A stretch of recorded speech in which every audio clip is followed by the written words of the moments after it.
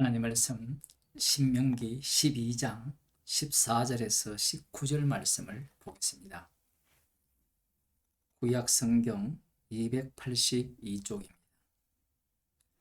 그러나 내 하나님 여호와께서 네게 주신 복을 따라 각 성에서 네 마음에 즐기는 대로 생축을 잡아 그 고기를 먹을 수 있나니 곧 정한 자나 부정한 자를 물어나고 노루나 사슴을 먹은 같이 먹으려니와 오직 그 피는 먹지 말고 물같이 땅에 쏟을 것이며 너는 곡식과 포도주와 기름의 11조와 내 우양의 처음 낳은 것과 너의 서원을 갚는 예물과 너의 낙헌 예물과 네 손의 거짓물은 너의 각 성에서 먹지 말고 오직 내 하나님 여호와께서 택하실 곳에서 내 하나님 여호와 앞에서 너는 네 자녀와 노비와 성중에 거하는 레위인과 함께 그것을 먹고 또 네 손으로 수고한 모든 일을 인하여 네 하나님 여호와 앞에서 즐거워하되 너는 삼가서 네 땅에 거하는 동안에 레인을 쳐버리지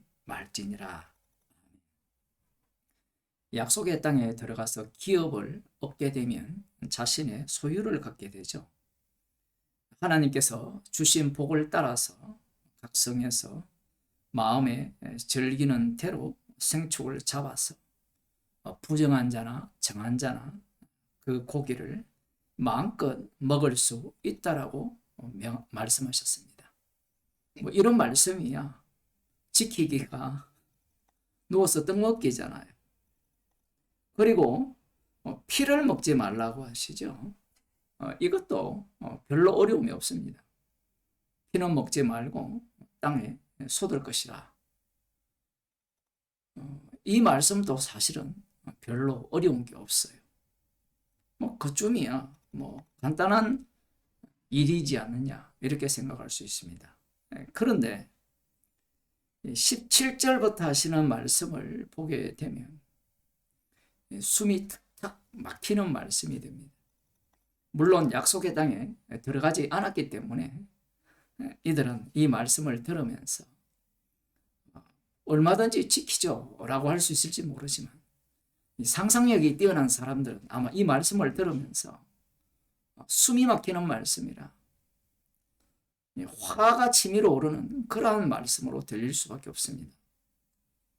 17절을 보면 너는 곡식과 포도주와 기름의 11조와 내 우양에 처음 낳은 것과 너의 서원을 갚는 예물과 너의 낙헌 예물과 네 손의 거제물은 너희 각 성에서 먹지 말고 오직 내 하나님 여호와께서 택하실 곳에서 내 하나님 여호와 앞에서 너는 네 자녀와 노비와 성중에 거하는 레인과 함께 그것을 먹고 또 내 손으로 수고한 모든 일을 인하여 내 하나님 여호와 앞에서 즐거워하되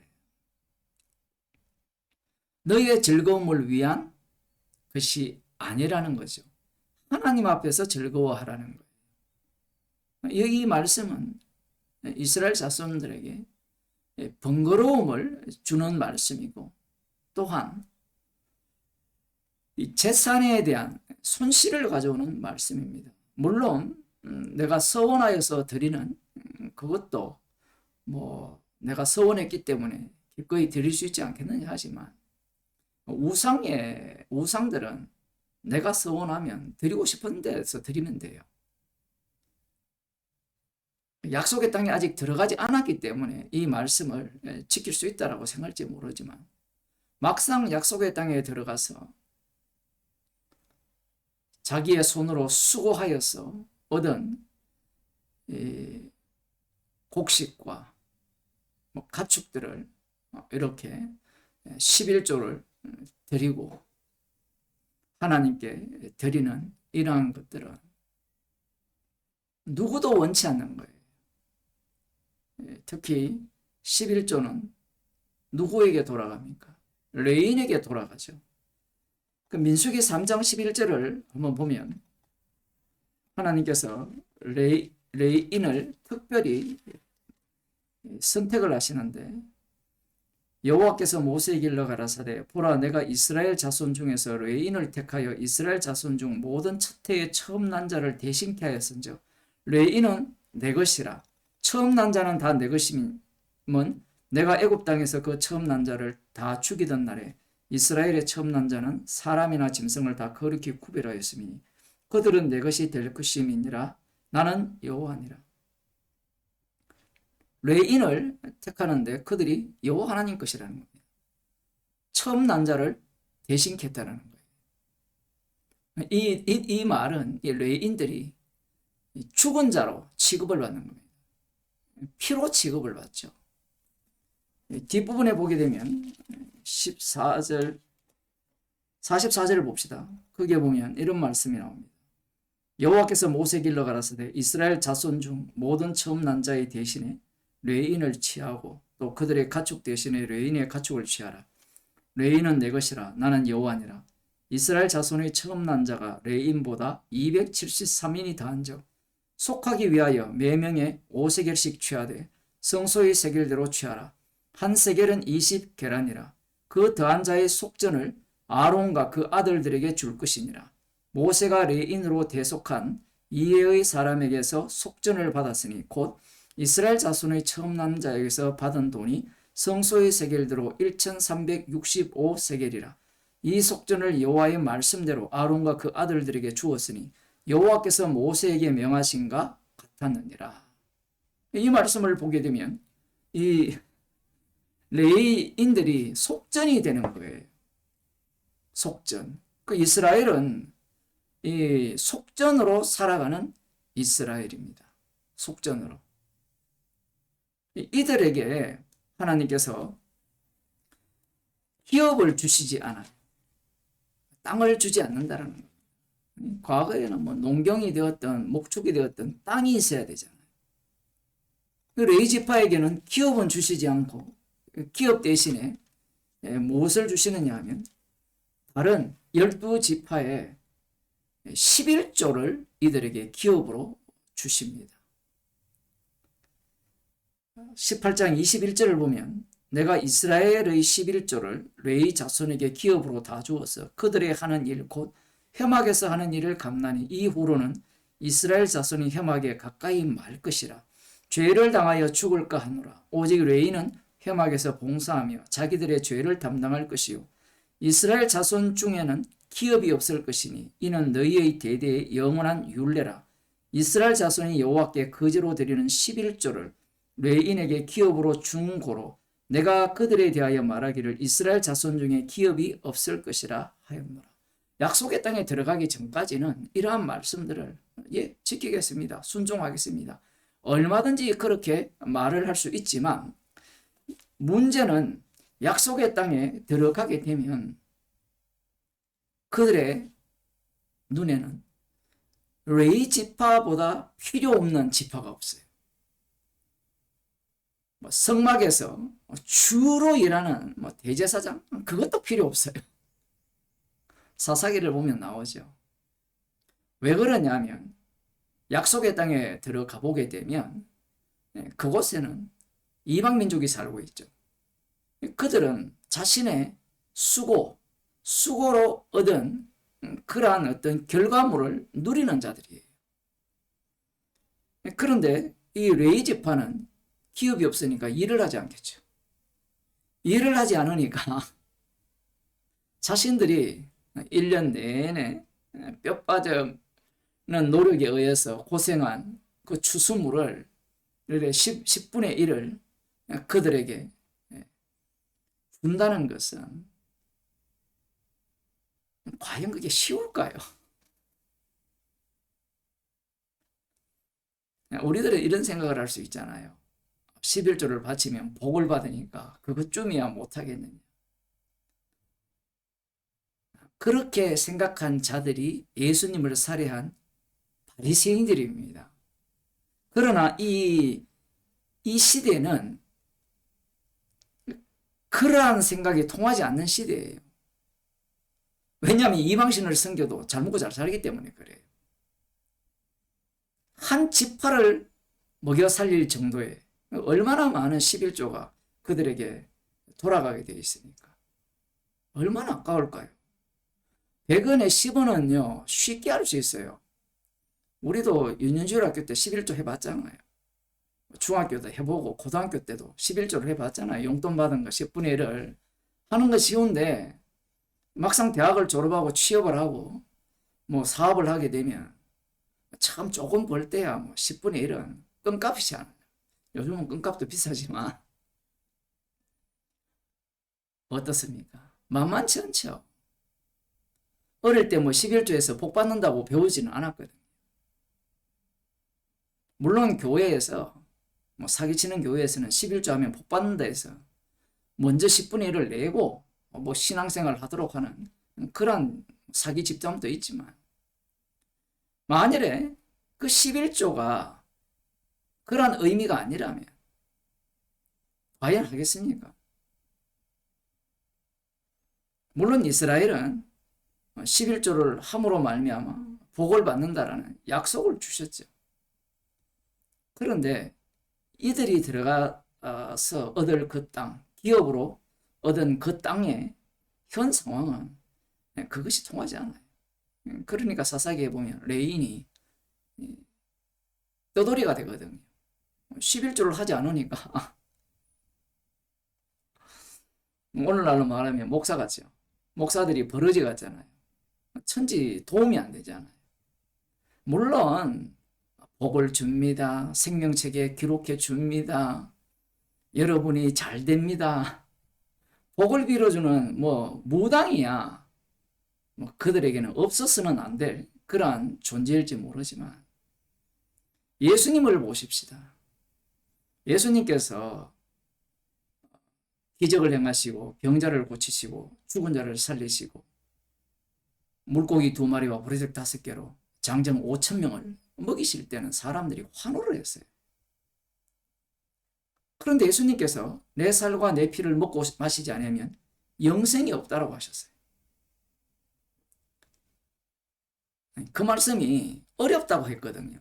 분명히 신명기에서는 오늘 본문에서는 피를 마시지 말라 했는데 갑자기 사람의 피를 마셔야 된다고 하니까 그게 어렵다. 뭐 그렇게 표현을 했지만 말이 어렵다지만요. 그 어렵다는 의미는 다른 의미를 담고 있어요. 우리에게 우리가 현실을 살아가는데 천지 도움이 안 된다라는. 예수님의 말씀이 왜 어려우냐 하면 복음이 왜 어려우냐 하면 사람들이 어렵다고 하는 말은 나한테 무슨 도움이 되는데 라는 거예요. 그래서 도움되는 것을 복음으로 생각합니다. 사람을 기쁘게 하는 복음. 그걸 갈라디아서에서는 다른 복음이라 하죠. 사람을 기쁘게 하는 것은 무엇입니까? 육에 속했고 악마의 자손이기 때문에 악마가 예수님께 뭘 요구했습니까? 하나님의 아들이라면 돌로 떡덩이 만들고 기적을 보여달라고 하고 세상 근세와 영광을 소유하라는 거예요. 그게 악마가 예수님을 시험한 내용이잖아요. 인간들에게는 십자가를 필요치 않습니다. 왜냐하면 인간의 육을 입고 있기 때문에 육으로 살아가는 이 세상이 전부이기 때문에 그래요. 그런데 예수님이 주시는 생명의 피는 그거는 썩어져야 될 거라는 거죠. 사라져야 될 거라고 합니다. 그러니 제자들이 예수님을 팔아먹을 수밖에 없는 이유가 가치가 없어요. 이용 가치가 없어요. 만일에 나에게 이용할 만한 가치가 있다면 조금이라도 있다면 예수님을 팔지 않겠죠. 앞서 요한복음 6장에 나오는 그들처럼 어렵다라고 하면서 돌아간 이유는 조금만 더 발을 깊게 잠갔다가는 큰일 나겠다라는 거예요. 사람들이 희한한 게요. 육으로 필요한 것들을 제공해주고 그 다른 복음을 전하면요. 온몸을 거기에 담굽니다. 근데 복음을 전하면요. 발가락 하나만 담그죠. 다른 복음을 전할 때는 왜 다 담그느냐 하면 나에게 이익이 되기 때문에 그래요. 자신이 그걸 느끼거든요. 그런데 주님이 살과 피를 준다고 하니까요.